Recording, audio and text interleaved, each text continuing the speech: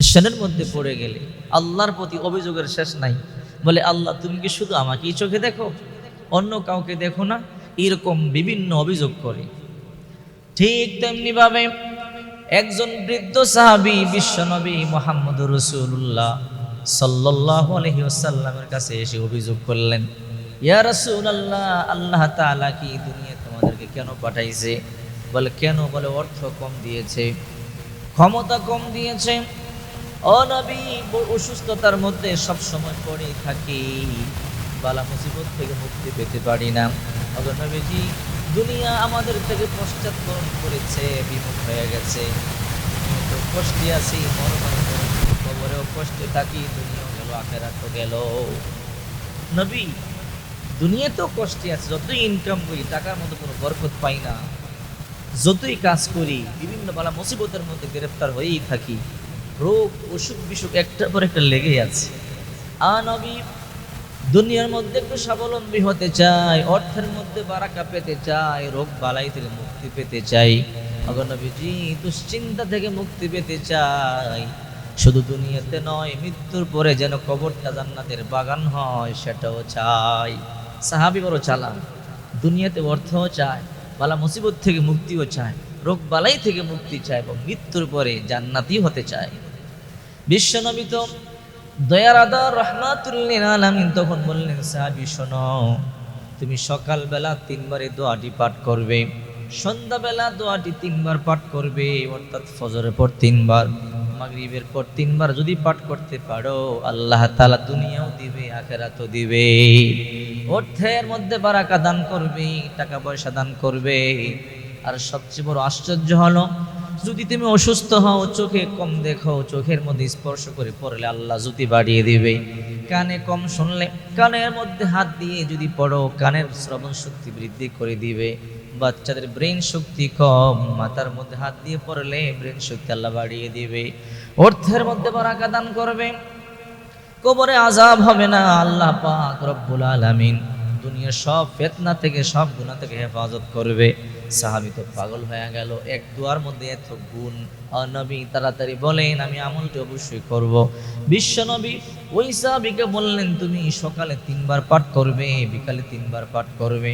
আল্লাহুম্মা আফিনি ফি বাদানি, আল্লাহুম্মা আফিনি ফি সামঈ, আল্লাহুম্মা আফিনি ফি বাসরি, লা ইলাহা ইল্লা আনতা, আল্লাহুম্মা ইন্নী আউযু বিকা মিনাল কুফরি ওয়াল ফাকরি ওয়া আউযু বিকা মিন আযাবিল কবরি, লা ইলাহা ইল্লা আনতা।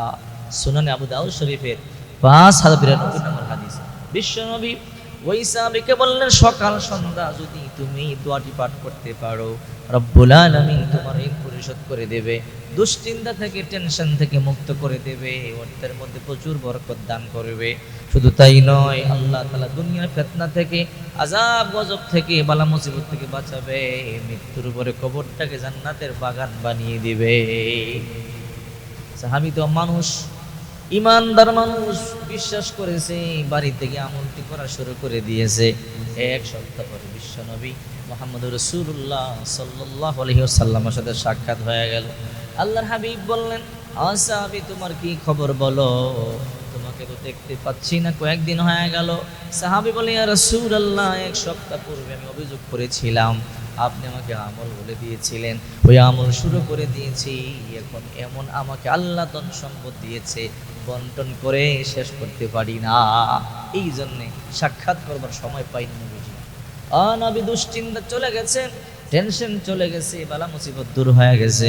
ও নবীজি, দুনিয়া তো পাইলাম, দুনিয়া তো সফল হয়ে গেলাম, এবার বলেন আমার কবরটাকে জান্নাতের বাগান হবে কিনা? বিশ্বনবী বললেন, আমল করতে থাকো, আল্লাহর উপর বিশ্বাস রাখতে থাকো, অবশ্যই আল্লাহ তোমাকে ঈমান দিয়া মৃত্যু দিবে এবং কবরটাকে জান্নাতের বাগান বানায়া দিবে। এই জন্য বাচ্চাদের মাথার ব্রেন কম, মাথার মধ্যে হাত দিয়ে দোয়াটি পাঠ করবেন। কানে কম শুনেন, কানের মধ্যে হাত দিয়ে দোয়াটি পাঠ করবেন, শ্রবণ শক্তি বেড়ে যাবে। চোখে কম দেখেন, দোয়াটি পাঠ করবেন, আল্লাহ জ্যোতি বাড়িয়ে দেবে। অর্থ কম, টাকা কম, ক্ষমতা কম, দোয়াটি পড়ে আল্লাহর উপরে বিশ্বাস করে দোয়া করবেন, অবশ্যই আল্লাহ অবশ্যই আপনার দোয়া মঞ্জুর করে নেবে। আর যেটা পাবেন না বুঝবেন আল্লাহ আপনার বেশি কল্যাণ চান, এই জন্য দুনিয়াতে দিচ্ছেন না, পরকালে যেন রেখে দিয়েছেন। এই জন্যই তো আল্লাহ হাবিব সাল্লাল্লাহু আলাইহি ওয়াসাল্লাম বলেন, দুনিয়াতে টাকা হইলে ধনী হওয়া যায়, ক্ষমতা হইলে ক্ষমতাবান হওয়া যায়, মানুষ সম্মান করে আরামায়েশ করতে পারে, আর কিয়ামতের মধ্যে যার যত বেশি নেক আমল হবে সে তত বেশি ধনী হবে, তার জান্নাতটা তত বেশি দামি হবে। কিয়ামতের ময়দানে আল্লাহ পাক বিচার করবে আমল দেখে, টাকা দেখবে না, ধন সম্পদ দেখবে না, শিক্ষকতা যোগ্যতা দেখবে না, সৌন্দর্য দেখবে না। এই জন্য তো কালো বিলাল হাবশি গোলাম, দেখতে কালো, একবার তাকাইলে দ্বিতীয়বার তাকাইতে মন চায় না। ওই বিলাল দাম এত বেড়ে গেছে, আল্লাহ রসুল বলে, বিলাল কি এমন আমল করো, তোমার আমল আল্লাহর দরবারে এতটাই পছন্দ হয়েছে, আমি জান্নাতে আমার আগে আগে তোমার পায়ের শব্দ